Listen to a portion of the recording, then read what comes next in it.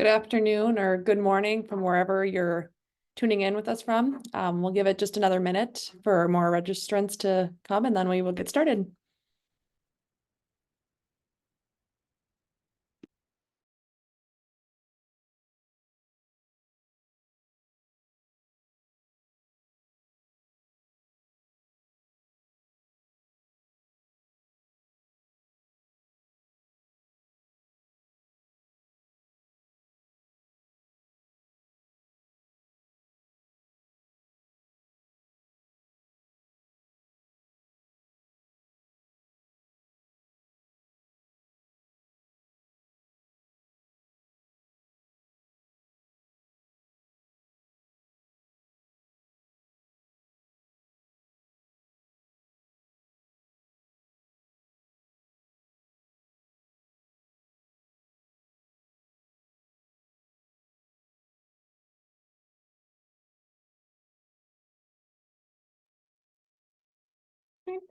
In the essence of time, we're going to go ahead and get the webinar started today. First of all, good afternoon. My name is Amanda Hackett. I'm the Communications Director at St. Benedict's Monastery, and I'm also on the CWR Board of Directors and co-chair of the Education Committee. So thank you for spending some time with us today. Just wanted to go over a few housekeeping items for the webinar. So it is webinar format. So you're going to be seeing the speakers rather than a full grid of faces like other Zoom meetings are. Questions are welcome throughout the presentation. You can feel free to pop them in the Q&A and we'll be monitoring that. If you have any unanswered questions at the end or you want to get more resources, our speakers have generously agreed to give us their email addresses and are willing to follow up with you after the fact if you have more questions. And this is also being recorded after the fact. So if you miss it or want to refer back to it, you will have that. As you probably noticed in registration, this is going to be slated for about 75 minutes, so a little longer than a typical webinar is, just so you can plan accordingly. With that, I'm going to pass it on to Jane Como to introduce our panelists today. Thank you, Amanda. And I'm Jane Como. I'm the Director of Communications for the Franciscan Sisters of Perpetual Adoration in La Crosse and Wisconsin. And a few years ago, FSPA worked with a social responsibility team to walk with us as we work toward equity and inclusion of all. It was then that our storytelling team started asking ourselves some critical interrogation questions when we started writing stories. Why are we telling this story? Who should tell this story? Who's at the center of this story? And during today's Academy, we have the opportunity to learn more about equitable language and the importance of narrative and how it drives change. And after today, I'm hopeful that anybody who will be in Pittsburgh this weekend for the LCWR meeting, maybe we can continue this conversation. Maybe we'll have some time. So today's panelists accompany migrants with the Kino Border Initiative in Nogales, Arizona. The vision is migration with dignity, meaning that people on the move are treated with dignity on every part of their journey. Sister Eileen McKenzie is a Franciscan Sister of Perpetual Adoration, serving as Mobilization Specialist for KBI. Sister Eileen will introduce us to her work with Catholic sisters walking with migrants and how that changed her narrative. Sister Tracey Horan is a Sister of Providence of St. Mary of the Woods, Indiana. She is the Associate Director of Education and Advocacy with KBI. Sister Tracey will lead our narrative change workshop, sharing with us a migrant story, the important skills needed for effective narrative change and best practices. So welcome everyone, and I'll turn it over to Sister Eileen. Thank you so much, Jane. I'm going to share my screen here.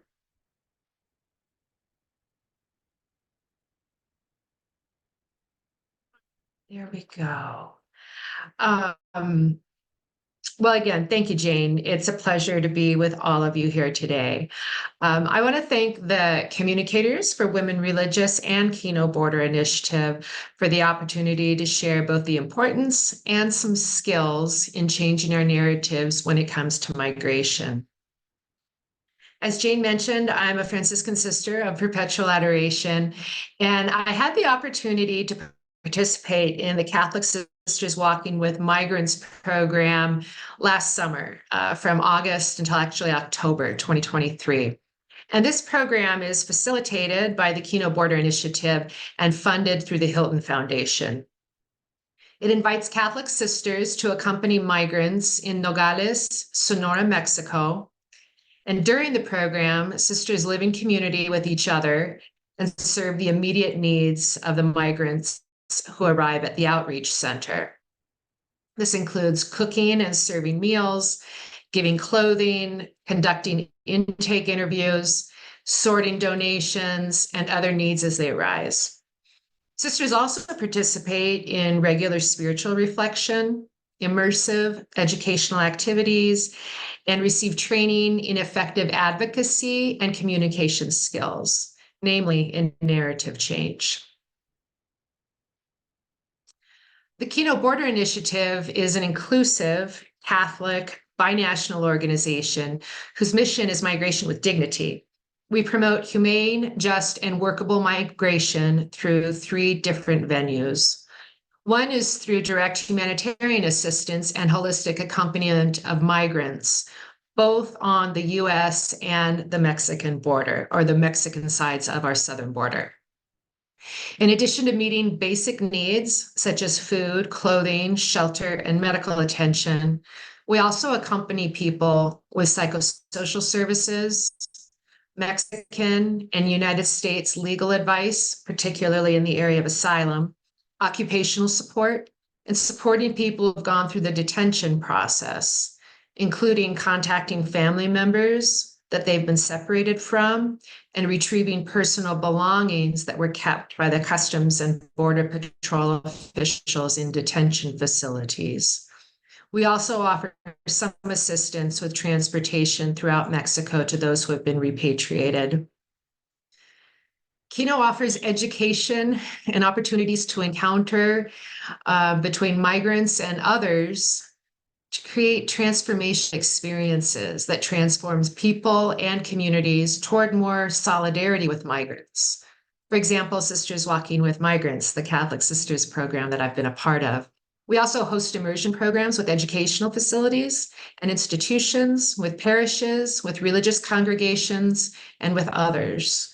And we have many people who come here on a regular basis to volunteer, and countless visitors. We provide political advocacy in Mexico and the United States.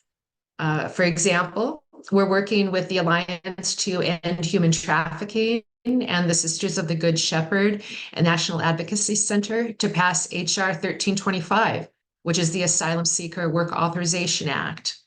We're also currently advocating for driver's licenses for people without Social Security cards in Arizona.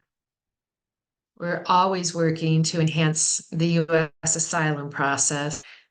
And particularly, we've been looking most recently at accountability and the abuses that we're documenting for people who are deported and repatriated to Mexico. So Kino is a pretty busy place, and I came here last August.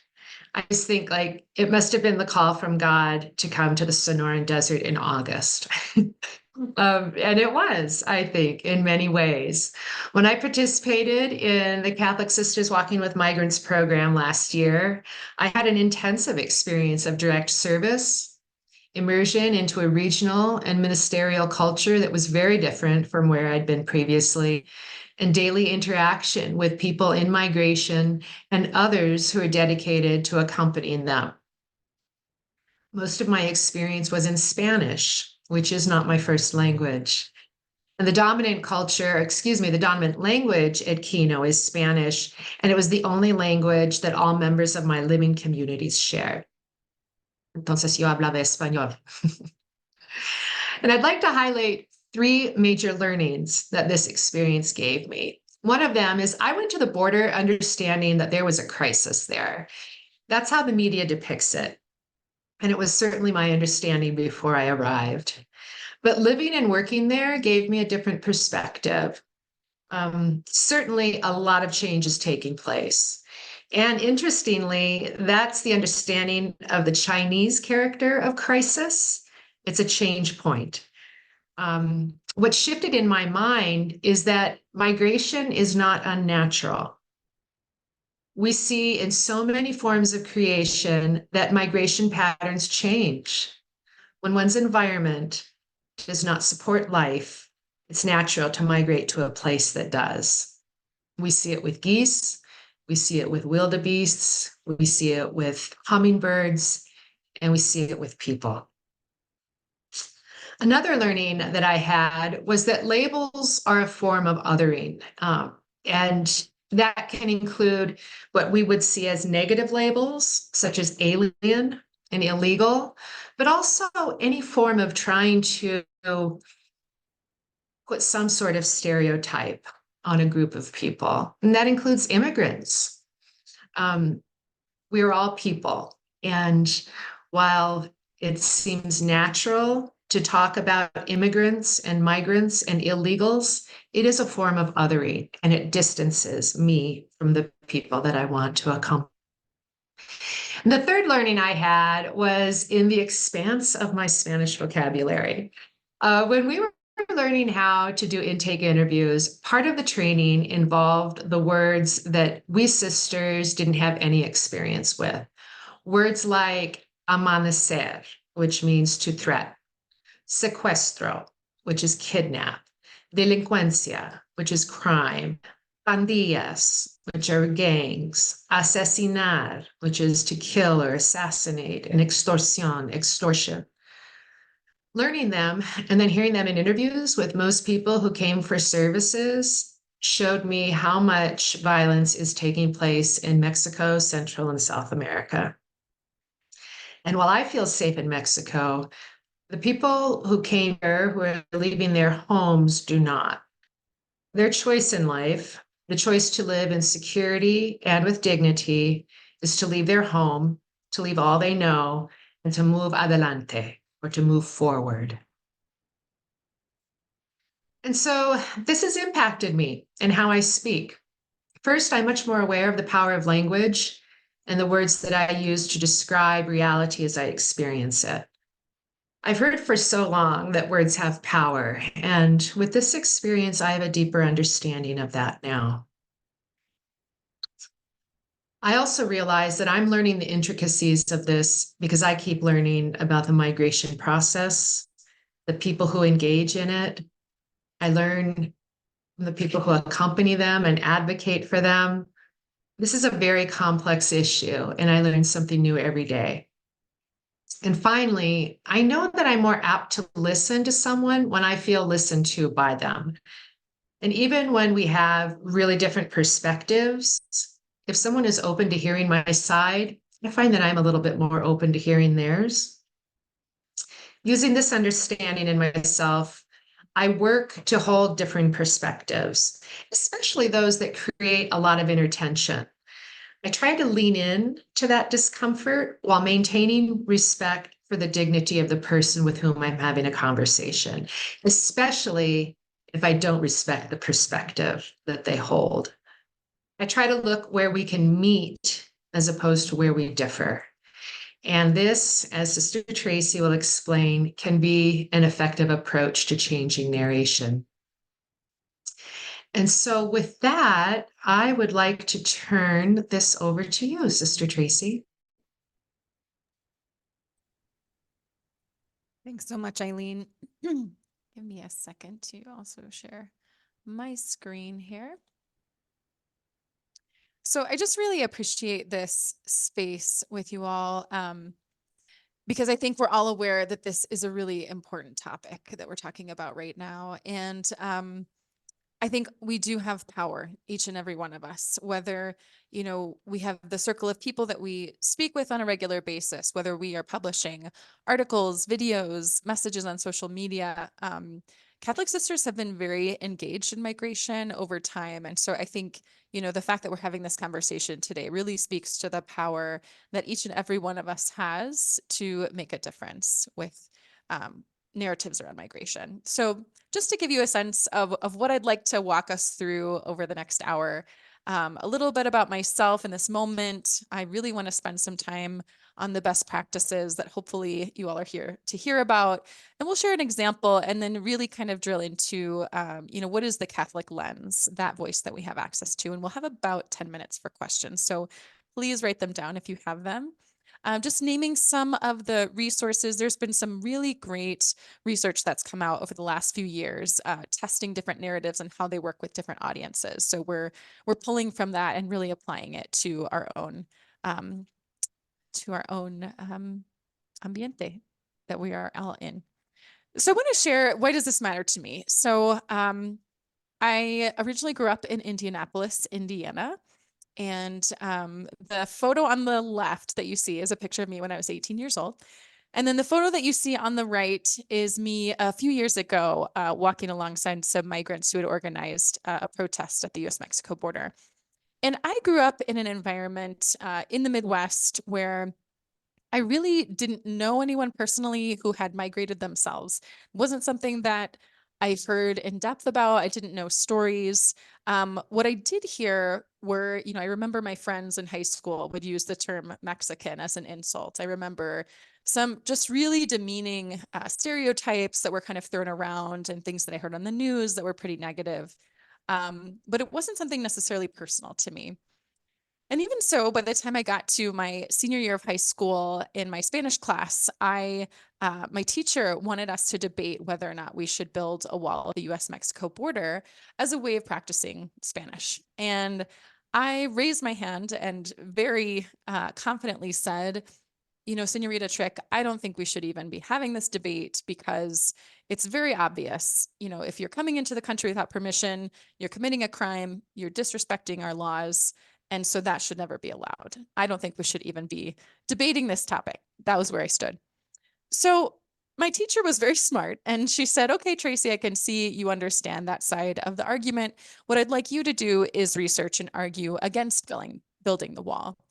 And as you can imagine, I wasn't happy about that. But I share this example because it was the first moment that someone invited me to see a different perspective. She didn't say you're wrong and this is why. She didn't, throw around a bunch of statistics in my face. She invited me.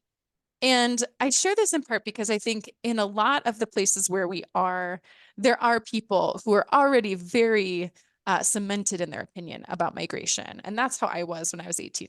I was very stubborn in addition to having strong opinions. And so, I think for us as people of faith in these contexts, we're called in part to always believe in the possibility of conversion. And also just recognizing that we can be agents of that. And it could be through an article, it could be through a video, it could be through one conversation. My Spanish teacher has no idea what I do for a living now. And I think, a lot of us, we may not see the fruits of these small actions that we're taking, but that doesn't mean that they don't have a difference. And they don't make a difference. So, I don't want to spend a lot of time, a lot of us have heard these messages, but just to ground us in why we're here. So a lot of us heard a few weeks ago the president using in the State of the Union address the term illegal to refer to someone. And, this is really concerning to see it at that level. And in my conversations with, I was on the Hill last week in Washington talking to people, there is a lot of concern because they've seen after that one remark how others have followed suit. And so we know, this is proven, there's research, we know the language used, that's the first step toward taking dehumanizing actions toward people. So just to reiterate, this is important. And every time we're communicating about migration, we have choices we can make about the words that we use and the way we talk about a person in migration or a family and what it is that we choose to focus on. And that can really shift the way that people understand migration. Our voices really matter, in particular, sisters, people of faith, our associates. We know that our congregations really do carry weight. And these are just a few examples I lift up of faith leaders being highlighted in the news. There's something particular about Catholic sisters and our voices that can make an impact. So I want to just throw out a quick poll to you. Ryan, if you can help us out with that. I'm offering 5 options here. So the question is, which of these do you think would be considered best practices for communicating about migration? And you can click as many as you want. So you could click all 5, you could click just one. Which of these do you think are best practices for communicating about migration? So you should see a poll showing up on your screen. I'll give people a few seconds to think. We've got myth busting, telling stories, modeling learning, emphasizing the humanitarian crisis, lifting up shared values.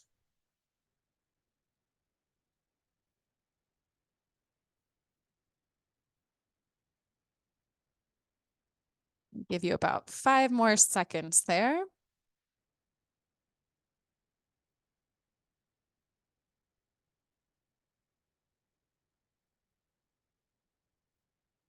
And then Brian, if there's a way to share the results, I'll stop share so that to make that possible.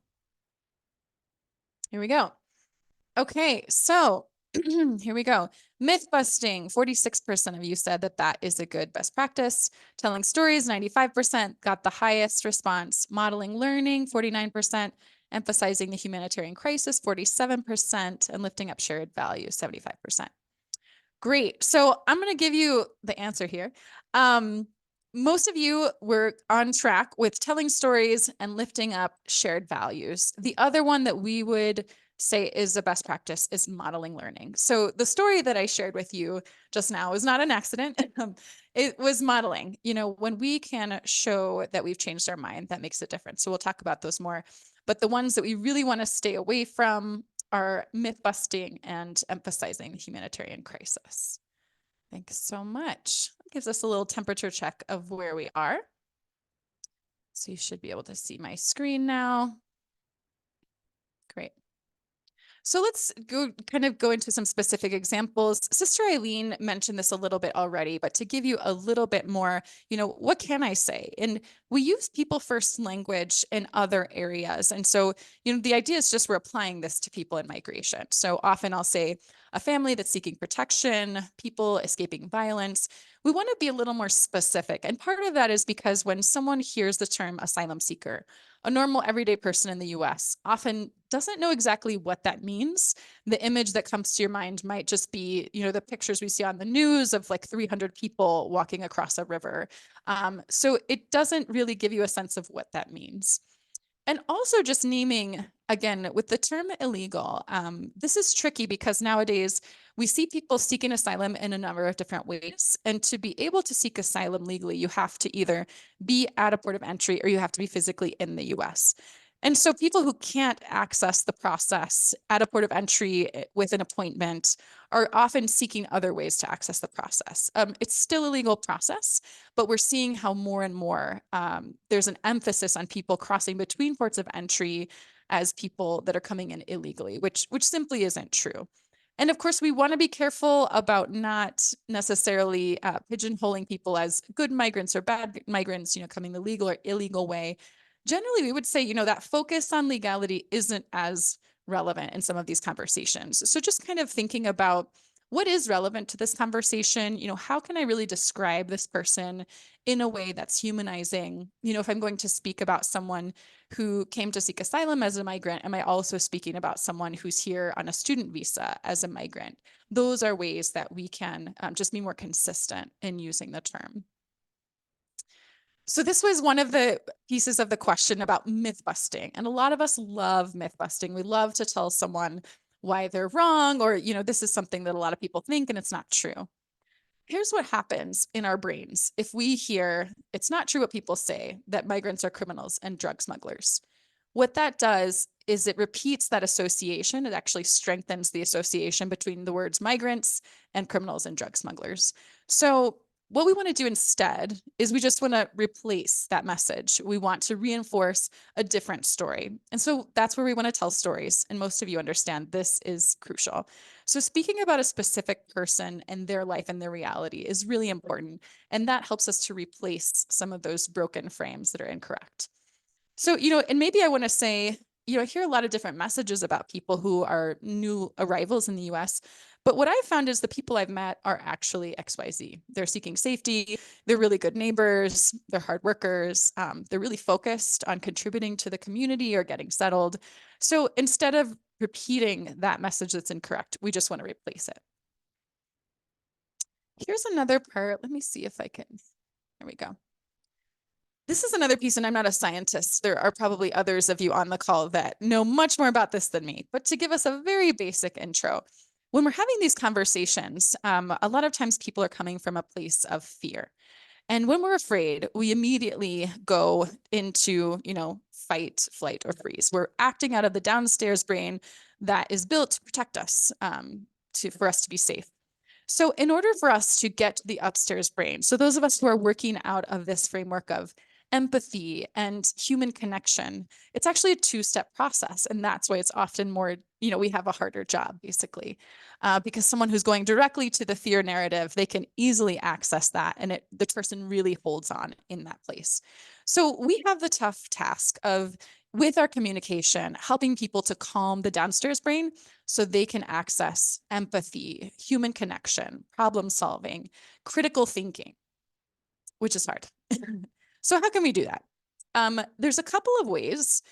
For, thinking about an article, let's say we're interviewing a person who's migrated and our congregation is either hosting that person, or maybe we have, one of our sisters is working at this agency, working with migrants, and you want to share a story, or you interview this family that's recently arrived. You can include their pieces about the process. There are a lot of folks that feel fear because they think, all of these people are just coming in and they're not being vetted. Which simply isn't true. So for folks who are seeking asylum, which, Border Patrol has told us this year that 60% of the folks who are coming through at all, between ports of entry, their goal is to turn themselves in to a US official, usually Border Patrol, so that they can start this process. Everyone who goes through that, whether they are at a port of entry accessing that process, or whether they're, sitting in the desert with 100 people just waiting for Border Patrol to pick them up. Either way, their next step is to go through this process where they have fingerprinting, they're experiencing a background check, DNA swab. They're asked to provide the information of the person who's going to receive them in the US. And then, they're either released to family, to that, person who they named, or in some cases, they're even sent to detention just to wait for their asylum hearings, especially for single adults who are traveling without children.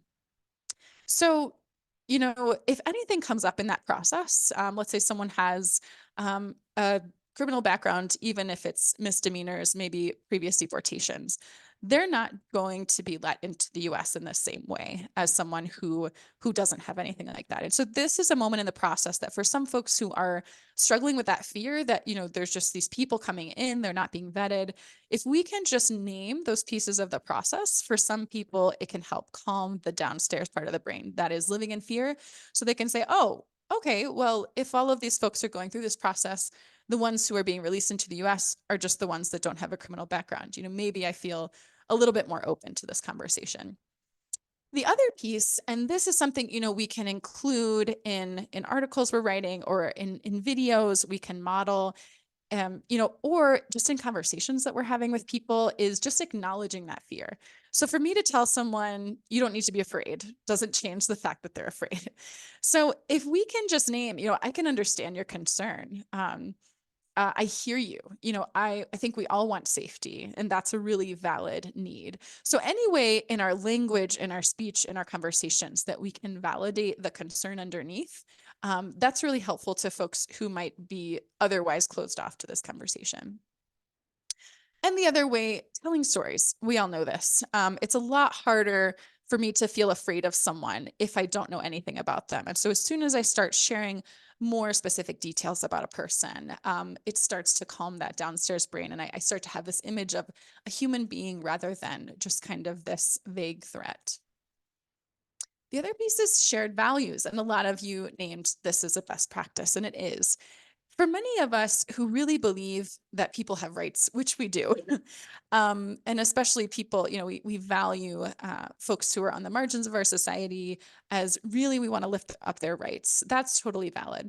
The issue is when someone is kind of living in that fear or already a little, concerned or unsure about how to respond to people in migration. Talking about rights can actually be something that separates us. Because what it does is when you talk about migrants' rights, oftentimes people react, well, what about my rights? And so it becomes kind of this us and them conversation. But when we can talk about the values that we have in common, really we can send the same message and we're just doing it in a slightly different way. So for me, instead of saying, all migrants should have a right to seek asylum, what I could say is, all of us want our families to be safe. We want our families to be able to thrive. We don't want to have to worry about them being okay. The people who are arriving in the US who are, fleeing danger and persecution, they actually want the same thing. And so that's a way that we can counter the distancing narrative that wants us to think that we're super different from each other, that we don't have anything in common, underlining what it is that we do have in common. I mentioned this, I started off the conversation with my own sharing about my own change. For sisters, there's a lot of folks, a lot of congregations do a great job of documenting and lifting up when sisters have an experience, go to the border and then come back and they might share. I know the folks in our program that come back, we really encourage them. That's a key moment when we have a platform to be able to share about what we really saw and experienced. So to be able to model this for folks coming back from an experience like that, or individuals who are recently getting involved, either with a family that has recently arrived or a local agency or Catholic charities, for us to say, I really thought that the system was that I was going to find, like Eileen did, I really thought I was going to find a lot of chaos. But actually, I found people sitting in line. I found people showing up every day for food, trying to access this app on their phone so they can get an appointment. It was really pretty well organized. So any way that we can model learning with new information, that's really powerful. And then kind of getting into some gritty naming of terms. So this has been a challenge. When we look over the last few years in a lot of parts of the US, Catholic sisters and Catholic organizations have done an amazing job of responding to circumstances that have been out of their control, that have been unexpected. And we always have a choice about how we talk about those things. One of the things that I would love to see, and that I think all of our congregations can do a better job at, are lifting up and celebrating the generous response. I think, there is kind of this tendency within media and within communications, we want people to click on our links. And so we want to write titles in a way that is catchy, or that might seem like, oh, migrants are desperate. What is it that we can say that will get people's attention? But we have to be careful because we're repeating things that actually might take us in a direction that's more dehumanizing. It's doing more harm than good. So the more that we can lift up and celebrate these generous responses, the more we can talk about, yes, this is a challenge, and we need to figure out the logistics. And this is something that our faith calls us to do. We can talk about our call to gospel welcome, how we're getting creative. There's a lot of ways that we can talk about this in a way that's still honest and telling the truth, but also focusing in a way that's intentional on the positive response, on the possibilities, on just really the generous response. This is an example that I love. A couple of years ago, some of you will remember that, there were buses being sent from Texas, in particular, in this case, to Martha's Vineyard. And this state representative could have responded in lots of ways. It would have been very valid for him to say, we had no idea this was coming. It was preposterous that they, would put us into this logistical nightmare. All of that might be true. But he chose to instead lift up the response, so that the community coming together with water, food, interpretation, help, and resources, that represents the best of America. And for us as Catholics to say, this represents the best of the church. The more we can celebrate that we are a community that comes together to support migrants. What does it mean to be Catholic? It means that we're responding to the people that society has left behind or said that they don't matter. So really thinking about our identity as Catholics and as people of faith. Images really matter. So I had a conversation a couple months ago with someone at one of our education partners who focuses on imagery and photojournalism. And he was saying, the folks who are selecting images really have a lot to blame in this, because what are the images that you see? You don't turn, open an article and see, people that are sitting at a desk filing paperwork. That's just not interesting to people. It doesn't get clicks. And so the result of that is that you see these really, the only images that we see over and over are those same images of hundreds of people under a bridge or, in tents, that really, they do describe a piece of this reality, and that's true. But we have a lot of agency in being able to choose images. And the images that you see on this screen, so one of the things that we as Kino have been doing over the last couple of years is really inviting folks who have crossed into the US to co-present with us when we visit some of our education partners. And when I do that, I always invite them to share with me some photos. We're going to create a PowerPoint. So what are some photos that you'd like to see to describe yourself, your family, and your experience? And so these photos are all taken from individuals in the photos that they sent me of how they want to communicate about themselves and their families. And so you can see there's not a single photo here of, a bunch of people just sitting and huddling in tents. So that's not how they describe themselves. The one that you can see here of a man who's holding up a little child, that is a photo taken in Nogales, Sonora, the place where they were staying when they were really kind of stuck for a year and a half waiting to access asylum. And what I love about it is it does show the reality, and it also shows, a dad who loves his kids and has had, in the midst of a really tough situation, is finding a way to celebrate and to, to be present with his kids. You see houses from their previous home. You see photos of their business or, the field, what it looked like in the place where they lived. One woman shared one of herself in her church. That was something that was really important to her. You see a lot of family here. And so thinking about, what are the images that we choose to share? Nowadays, you might have less folks who are going to read an entire article, but they are going to look at the pictures. And so how can we use those photos to really communicate a different narrative about people who are in migration? So now I want to share with you this video that's actually taken of a family that recently crossed through Kino just within the last couple of weeks. And I just invite you, as you're listening and or reading the subtitles, to pay attention to this story. What is particularly humanizing about it? What is kind of your reaction to that? And then we'll have some conversation. Actually, let me make sure I'm doing this the right way for video. Here we go.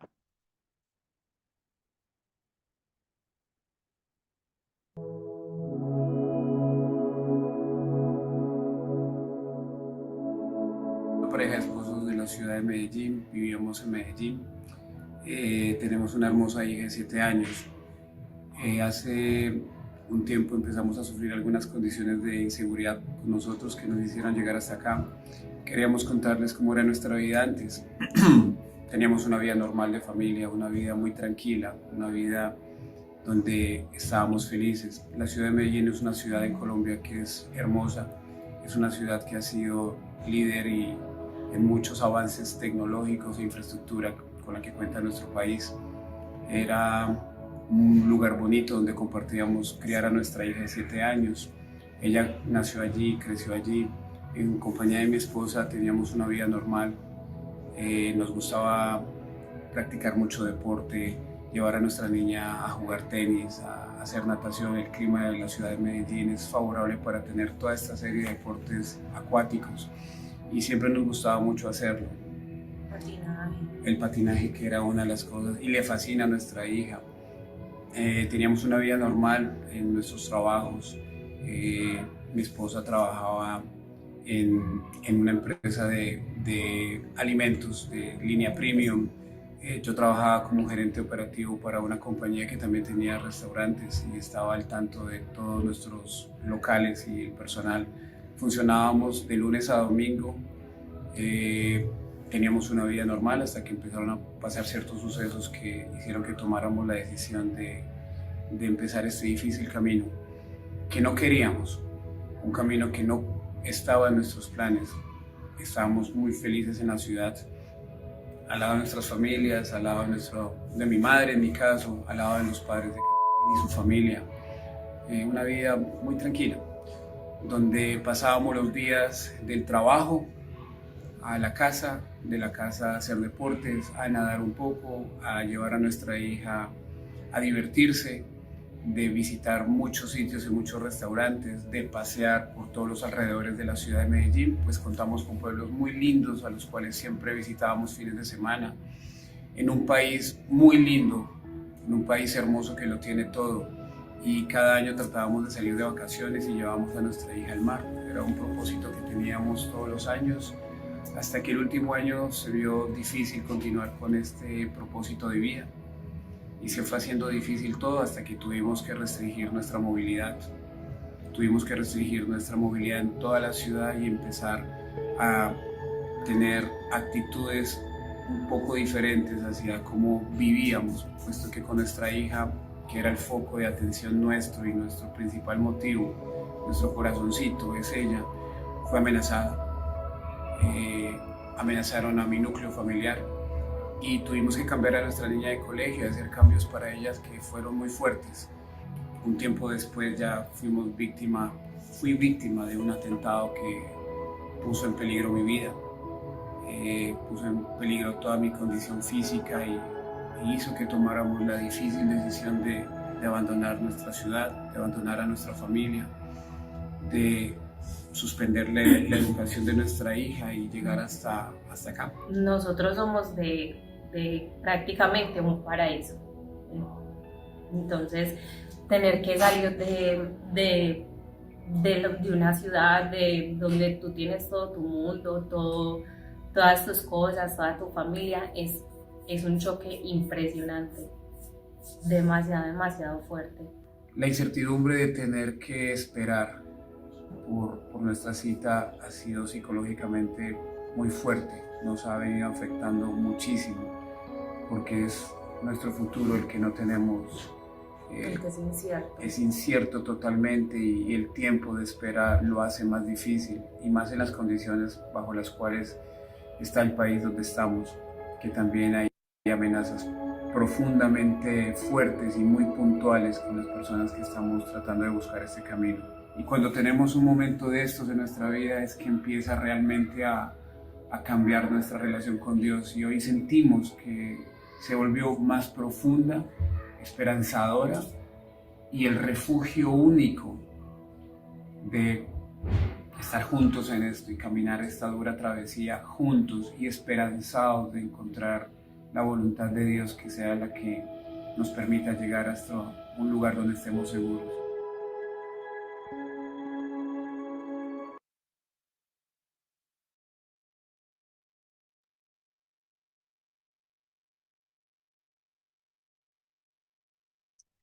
So I just want to take a moment and invite folks to share in the chat. I apologize. I didn't realize till about halfway through the video that some folks couldn't see the subtitles. So what I'll just lift up here, and I'm happy to share this video afterwards, is, in this story, we hear about a couple from Colombia, and they're sharing about their family. They're sharing a lot about what their life was like before, what they did in their free time, how they would go on vacation, that they were basically from this place that was like a paradise until things changed.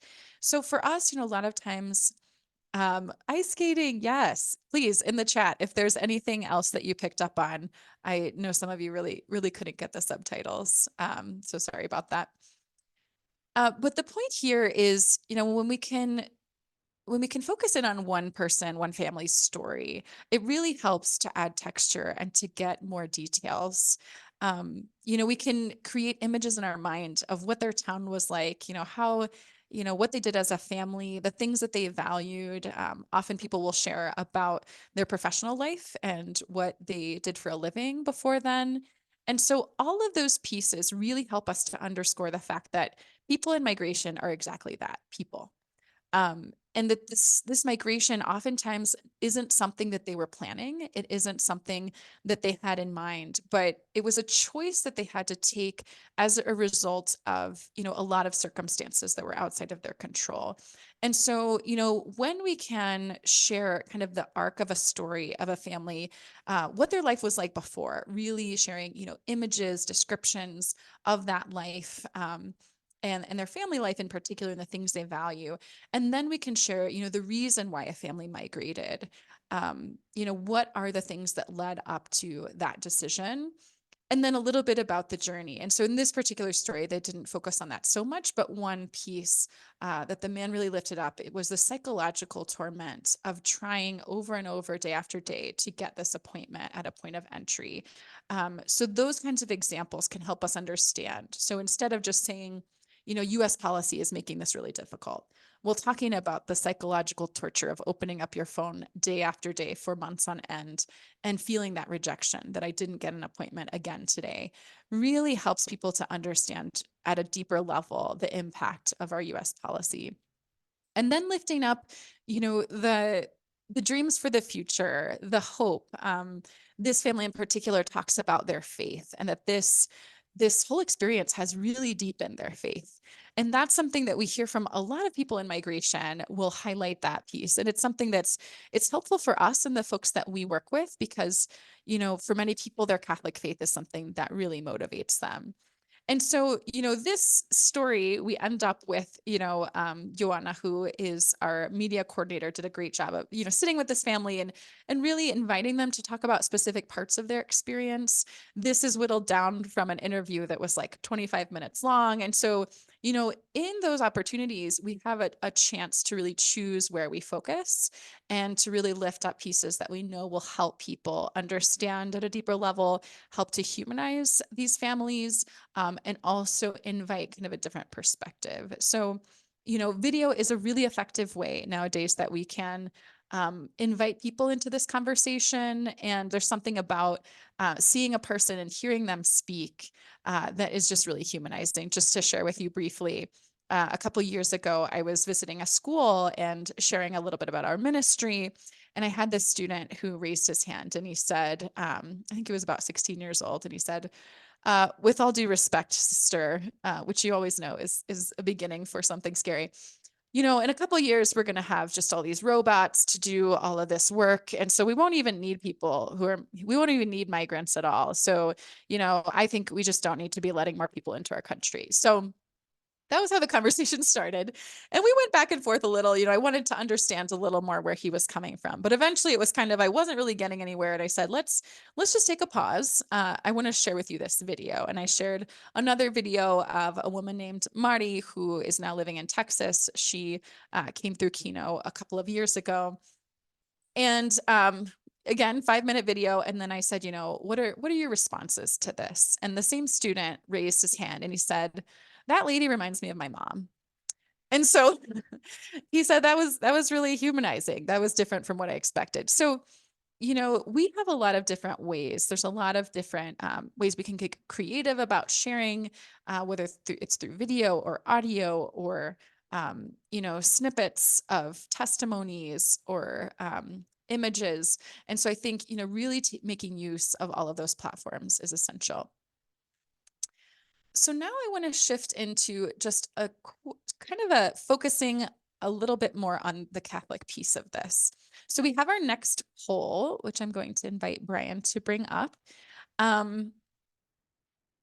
We have a lot of richness in our Catholic teaching around migration. So I'm curious from you all to know which of these popes. You can check as many as you want. You could check all of them. You could just check one or two. You could check none of them. Which of these popes do you think have spoken publicly or published teachings on migration? So we've got Pope Pius XII, Pope John the 23rd, Pope Paul VI, Pope John Paul II, Pope Benedict XVI, and Pope Francis. So I'll give you about 30 seconds for that poll. No one's getting a grade on this, but it will give us kind of a starting point, see where we are.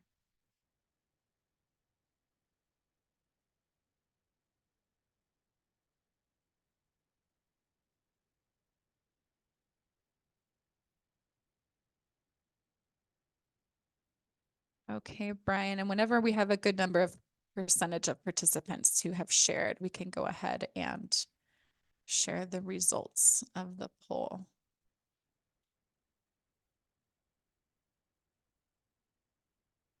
Okay, this is interesting. So we have, I'll just go in order. So Pope Pius the 12th, 33%, a third of you spoke about this. John the 23rd, 45%, a little bit higher. Paul the 6th, again, about a third of you. John Paul II, 65%, so more than half. Pope Benedict the 16th, 62%, and Pope Francis, 95%. So yeah, we're all pretty clear about where Pope Francis stands on migration. Great. Thank you, everyone. So let me share my PowerPoint with you once again. So this question, which popes have spoken publicly or published a teaching on migration? The response is all of them. So every single one of the popes listed has publicly said something about migration. So all popes in modern history. And this is significant for us. You know, a lot of us, you know, depending on the context that you're in, you might be in a place where Pope Francis is a little controversial. You might be in a place where, you know, the minute that I include a quote from Pope Francis in an article that we're going to send out to all of our contacts or benefactors, there are going to be certain people who are going to kind of dismiss that, or that's going to be something that triggers for them. You know, I'm not sure that this article is, you know, something that I really am going to agree with. And so because of that reaction, it's important that we're considering our audience when we're selecting popes to quote. Pope Francis is great. We love using Pope Francis quotes and prayers in a lot of our educational materials, but that is in a context where I'm sitting down with folks and we have a little bit more time and space to reflect together and understand, you know, where we're coming from. When you have, you know, a headline or an article, you don't have that opportunity for back and forth. And so you really want to, you know, this is an opportunity to look at popes that might be less known in their way of talking about migration, and particularly John Paul II and Benedict XVI. So John Paul II has this great quote that talks about, you know, responding to the signs of the times when it comes to migration, that is the church's task, to present the teaching of faith and also apply it to situations that the changing times are creating, and, you know, highlighting specifically Matthew 25 there. Pope Benedict XVI, you know, in this quote, really humanizing. Every migrant is a human person who possesses inalienable rights. Now we'll let Pope Benedict talk about rights because that voice carries a little bit more weight. So there's certain people that hearing these particular voices might open up something in them to consider a point of view that, if I include a Pope Francis quote, is, you know, they might be more dismissive. And then, of course, Pope Francis is a great model on humanizing. In this particular quote, we're talking about children, women, men who leave or are forced to leave their homes for various reasons, not just pawns on the chessboard of humanity. So obviously, Pope Francis, very well known and a great example of humanizing. This is just, you know, for many of you, this just kind of bare bones Catholic teaching on migration is going to be obvious. You already know about it, but for some of you, this might be a little bit newer. So these roots go way, way back. This is not something new. You know, we started in 1891 with this, you know, Pope Leo the 13th talking about rights and responsibilities of people. And then that later developed into these three key principles of Catholic social teaching on migration. One, people have the right to migrate to sustain their lives and the lives of their families. That's one that, you know, oftentimes I'll ask a group, you know, how many of you knew this before you came on this immersion with us or before we had this conversation? A lot of times I'm looking at about 50% of the people in the immersions that we have, or sometimes less. So this is something that's just clearly not talked about enough. And then there's the counter to that is that a country does have the right to regulate its borders and control immigration. But then sort of the both and here is that a country, according to Catholic teaching, has to regulate its borders with justice and mercy.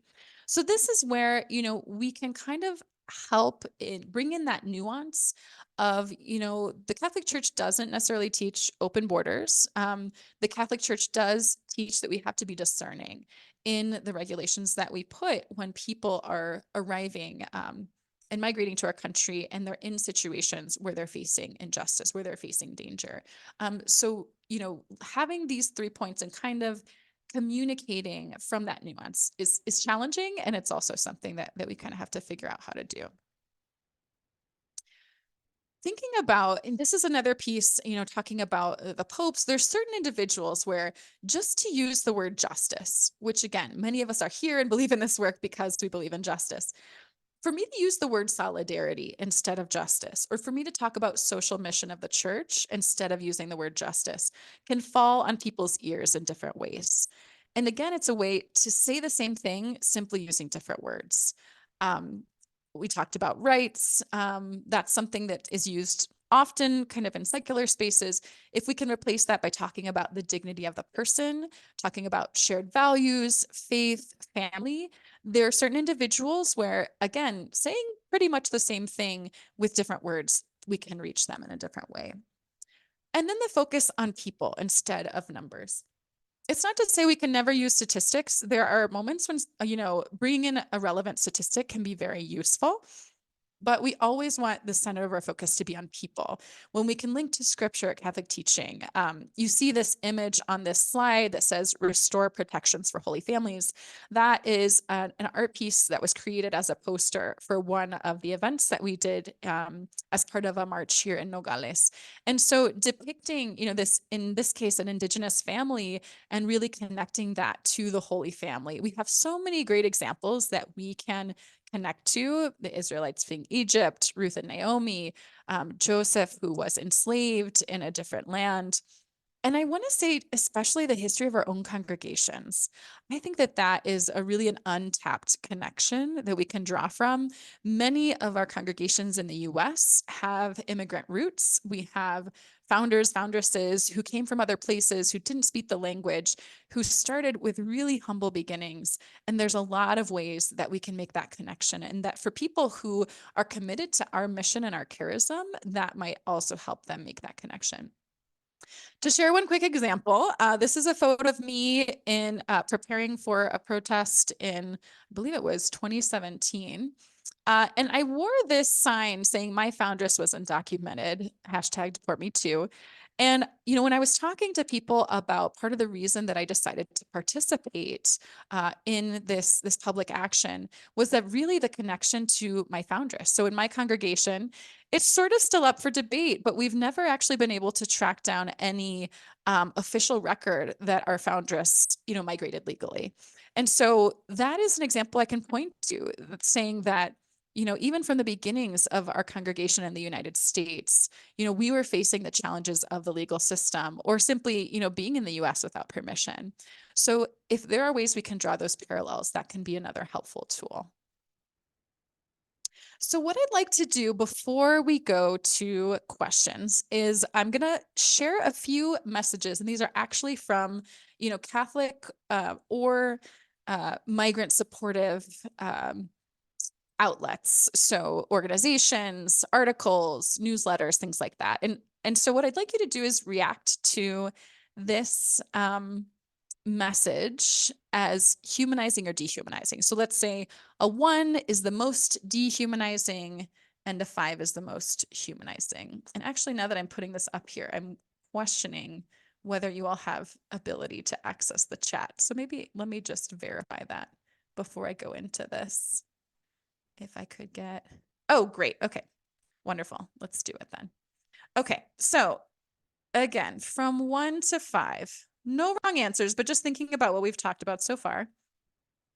This first title, this is the title of an article. The majority of Americans think migrants are invading the US.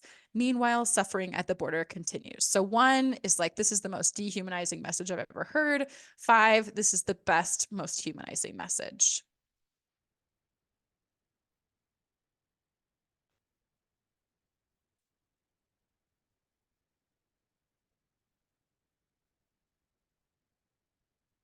Okay, we're getting some 3s, 2s, 4s. A lot of folks are in the kind of 2, 3 range. And hopefully you're not just feeling the peer pressure and doing what other people do. Okay, so we've got a mixed bag, but a lot of people are kind of like, this is somewhere in the middle. Could one or two folks, let's see. Are people able to come off mute and tell me why?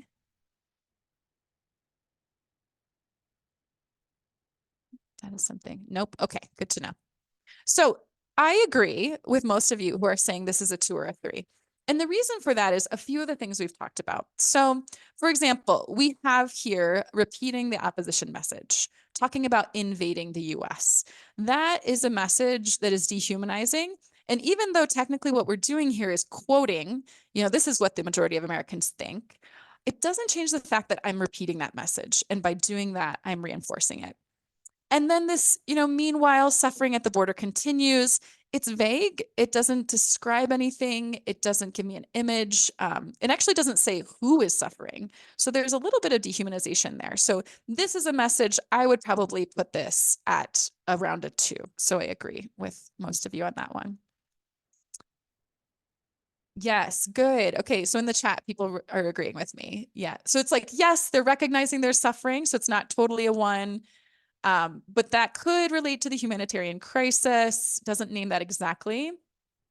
Absolutely. Yeah, great. You all are spot on. I'm glad to know people are paying attention. This is good. Okay, the next one. Okay, so again, 1 to 5. This is the title of an event. Giving a voice back to the voiceless. A call to empower refugees. Giving a voice back to the voiceless. A call to empower refugees. So 1 is like, this is the worst message ever. 5, like, this is the best, most humanizing it could possibly be.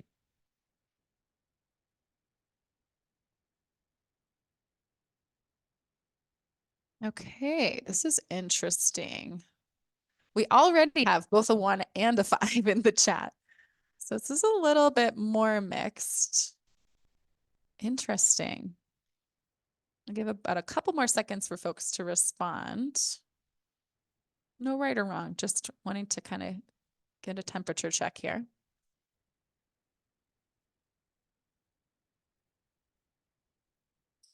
Okay, and then if anyone wants to put in the chat your reason for your number.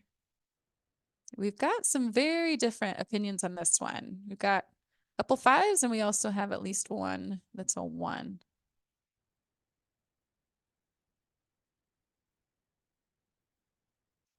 Yes, so this question about when we talk about the voiceless, so Fran, exactly, people have voices. So, really being careful, are these voices being listened to? It's dehumanizing to say that someone's voiceless. Absolutely, Barbara. Who decides whether someone has a voice? Yep. Yeah, treat people as a nameless block. Absolutely. Amplifying voices versus giving voices back. We are all God's children. Yeah.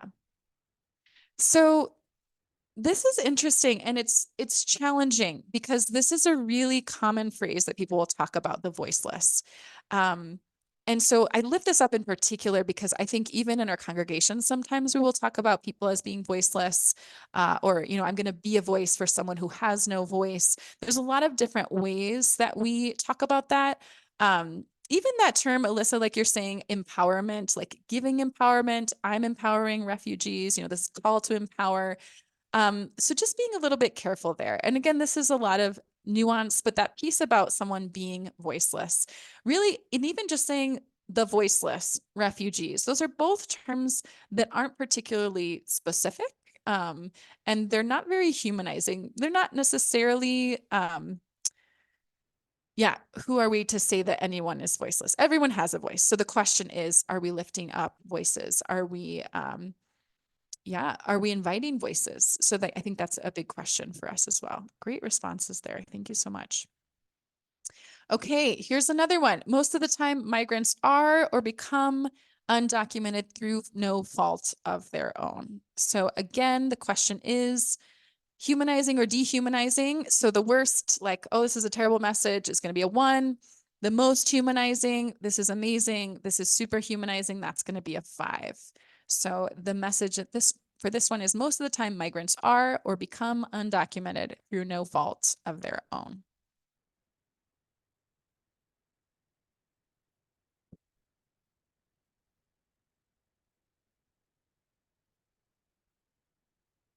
Okay, so this one is a very mixed bag here.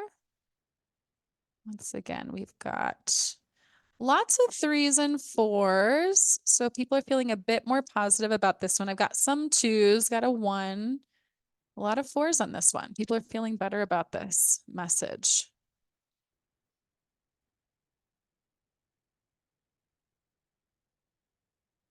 Okay, anybody who would like to put in the chat, you know, what's coming out for you? Why did you choose a 3 or a 4? The question about fault, absolutely, Diane, that's a really good point. You know, when we focus on fault, that can be very touchy for a lot of people. You know, we're trying to point the blame somewhere. And generally speaking, you know, unless we're going to have a longer conversation about, you know, who's actually benefiting from our current immigration system and the people it does work for and the people it doesn't work for. Unless we have the space to do that, then really focusing in on fault is not particularly helpful. Tracey, that's a good point. You know, talking about undocumented could be a triggering word for some people. You know, maybe instead this title could say something about, you know, the challenges and attempts that families make to access an increasingly difficult legal process. So yeah, so it's like the fact that, you know, is it true or not? Yes. So for many people, there are a lot of factors that are out of their hands that determine whether or not they can access a legal process. But we do want to be careful about assigning fault. Even the fact that I'm saying, you know, through no fault of their own, it's like, pobrecitos, you know, these poor migrants. There are a lot of times when yeah, out of their hands versus fault. You know, there might be some different wording we could choose here, or even, you know, a lot of times at Kino we'll say, you know, these are families who are making the best decision they can in really tough circumstances. And so laying out the fact that there are a lot of obstacles, you know, it's not to say that people don't want to access a legal process, but when you're told, you know, you're going to have to wait 25 years for your visa interview, or, you know, when you know, seeing that the obstacles are stacked against families seeking legal status, for example, those might be more accurate ways or humanizing ways of talking about this. And so, yes, a lot of you are kind of picking up on this is a tricky dynamic. It does recognize the system's broken, not the person.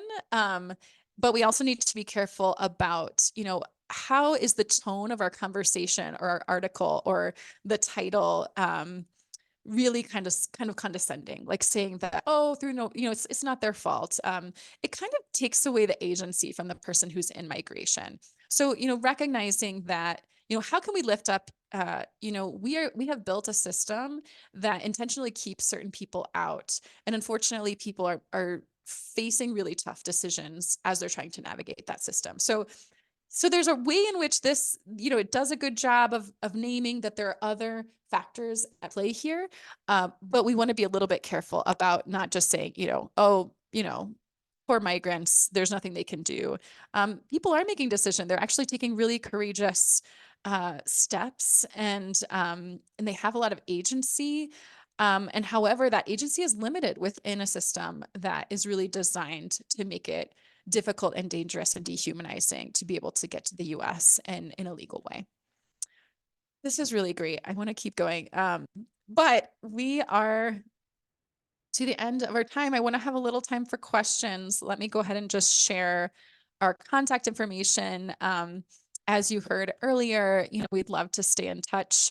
I think this is a conversation that needs to be ongoing. I personally have a passionate about this, in part because, as you heard of my own history and my own transformation in this, and having walked with a lot of people in a lot of situations, who, you know, we talk to people at Kino who are headed to the US, and a lot of times they're nervous about how they'll be received when they get there because of those messages that they're hearing, and, you know, that fear is really alive in them. And so when groups come and sit down and have conversations with them, and they can see that there are folks that want to welcome them, oftentimes that is something that's surprising to them. And so for a number of reasons, I think this is a conversation we need to continue. And we have a lot of agency ourselves and power in the way that we can lift up these stories, especially in our congregations that are often just doing such great work to welcome migrants. So with that, we'll open it. I think we have about 6 minutes for questions.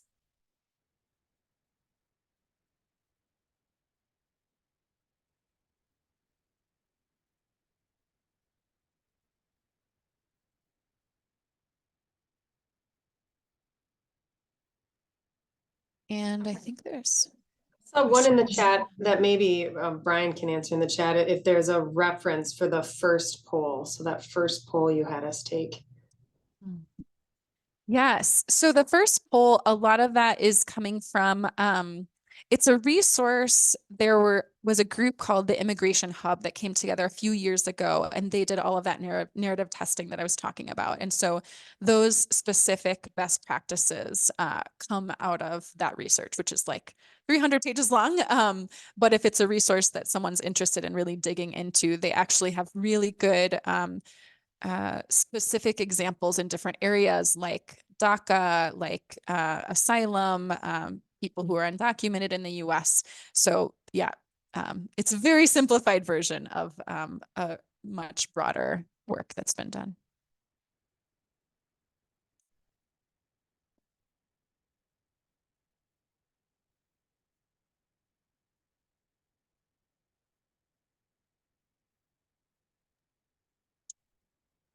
And then I see the Links. question, can you share links to any videos that we can share on Facebook?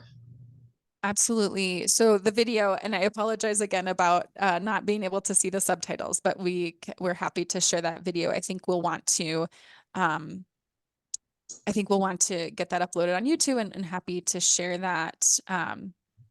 Yes, and there are some other ones that we have as well that we have intentionally created kind of through that same framework that we'd be happy to share. You know, and I just might add that if you're not following Kino's social media channels, especially Facebook and Instagram, they are doing just a wonderful storytelling series right now. So I would consider liking and sharing right from their page. Thank you. I saw another question. How do we as US Americans relate to the right not to migrate? Yeah, that's a great question. And I do think, that's something that as we're looking at our advocacy, we as Kino aren't necessarily the experts on that, but we do support, for example, Hope Border Institute has done some great work on the roots of migration, push factors. So I think it's definitely a both and. My hesitation with that whole topic is, being careful. Sometimes when people say, we need to focus on people being able to stay in their country, which is absolutely valid and something that we support as well. But sometimes that can be a veiled effort to say, we just don't want people here. We don't want people coming to the US. And so I think, that both and approach of yes, the people who are arriving, we have, this call to respond through our faith because the changes that we're doing on root causes now aren't helping the folks who are arriving today. That's going to be a longer term change. And as far as, how can we relate? I think to me, all of us know how difficult it is to move, even if you're just moving from like one house to another. And the value that we have for our own communities, we can all imagine what it's like to be uprooted in an unexpected way. So I think for any of us who have ever moved, that's something that it's definitely relatable. I know what all of us know what it's like to move, especially in religious life. We've moved so many times. So that's simplified, and certainly it's different. It's not the same as me being displaced by violence or by an environmental disaster. And yet I think it is sort of a doorway for some people who feel like they can't really relate to that.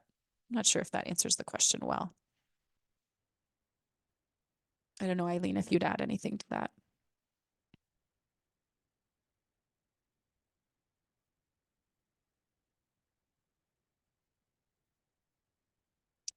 Yeah. Yeah, so a couple of questions. Can you share the PowerPoint? I'd be happy to. What can we do to support Kino? I mean, financial support is always great. We already have a couple of like religious congregations that do support us financially, which is wonderful.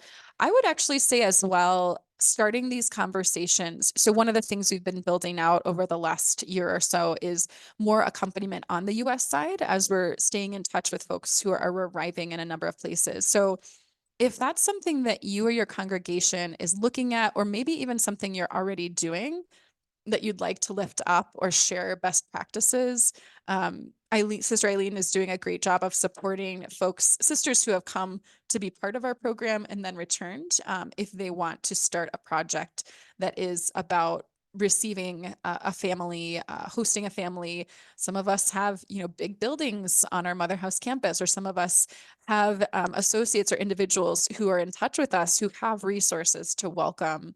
And we all have good networks. So I think there's a lot of ways, and many of our congregations are already doing this, but the more that we can collaborate on that and share best practices and encourage congregations to consider hosting a family, it just really helps making that personal connection. Once you've actually done the work of hosting and you've built that relationship, it's something that obviously there's that immediate benefit for the family that's arriving and feeling supported.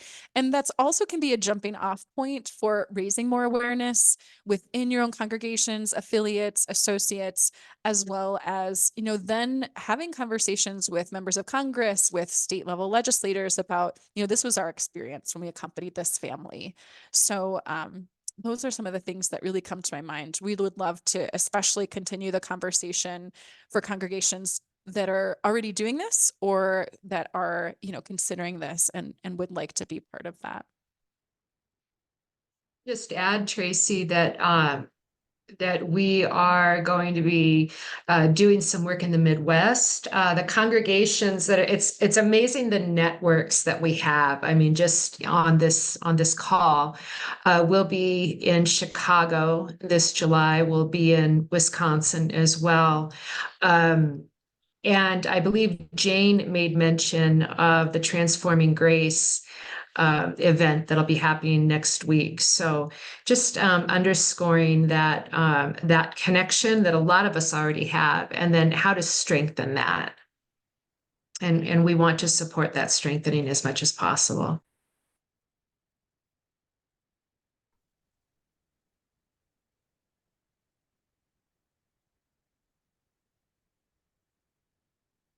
Yeah, and the last thing I didn't mention this, Fran, thanks in the chat. I think one of the specific questions about the myth busting. Yeah, so the second way that I reframed it, I did mention, we hear a lot of confusing or conflicting messages about migrants, but my experience had been X.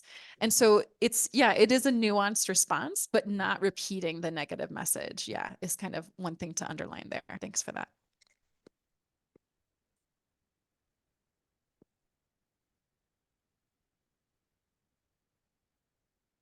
Amanda, I see you hopped on. We do have one question. Do we want to take an extra minute? How would you connect the dots of this reframing conversation to providing more support services to people in migration? Meaning, can you quickly outline how one leads to the next? Quickly, I'm not sure. Yeah, I know. But, yeah, so the importance of reframing to providing more support services. That's an interesting question.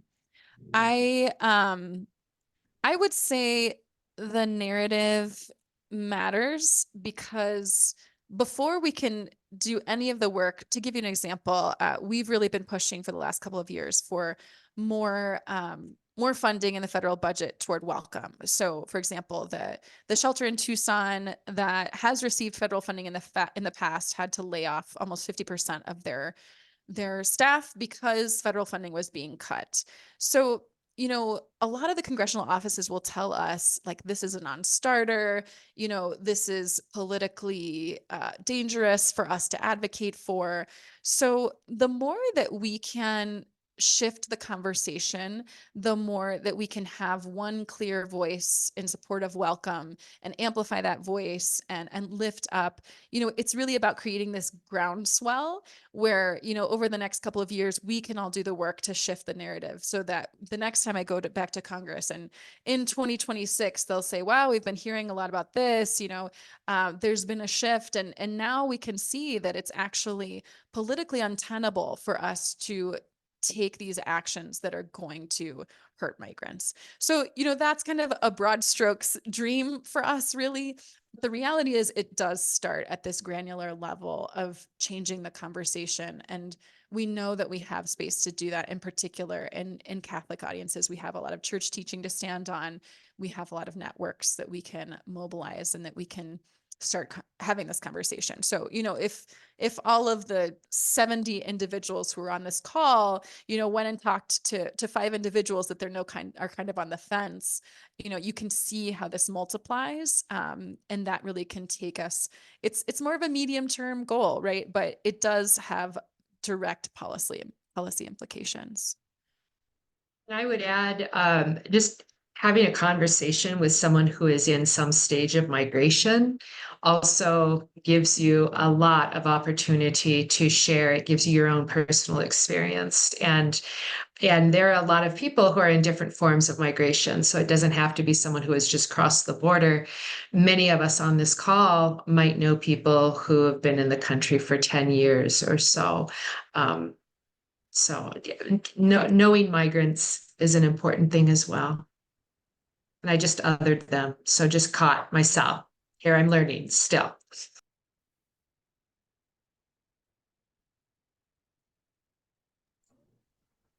All right. Well, I want to thank both of you for sharing your stories and the work of Kino today. And there's work to be done, but like you said, the 70 of us on this call start today. We can make a difference. So thank you. And Amanda, I know you have a few closing thoughts, I believe.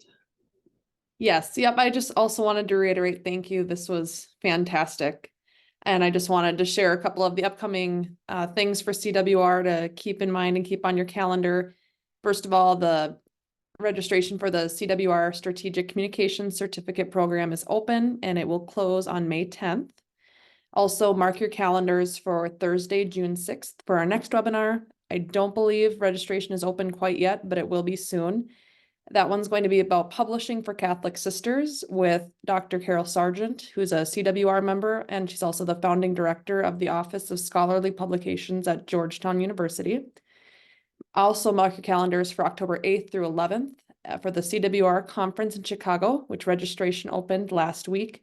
And just one more note on top of conference, you can also now enter the 5th annual CWR Communicator Awards, which are open through Friday, May 31st. So thank you again for everybody for spending this time with us today. And thank you to Sister Tracey and Sister Eileen for a wonderful narrative changing discussion. Have a great afternoon. Thank you.